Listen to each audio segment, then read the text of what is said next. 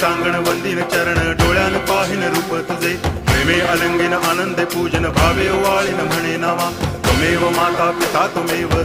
बंधुश्च सखा त्वमेव विद्या करुणं त्वमेव सर्वं मम देव कायेन वाचा मनसेन्द्रियैर्वा बुद्ध्यात्मना वा प्रकृति स्वभावात् करोमि यद्यत् सकलं परस्मै नारायणायति समर्पयामि अच्युतं केशवं रामनारायणं कृष्णदामोदरं वासुदेवं हरि गिरिधरं माधवं गोपिकावल्लभं जानकीनायकं रामचन्द्रं भजे हरे राम राम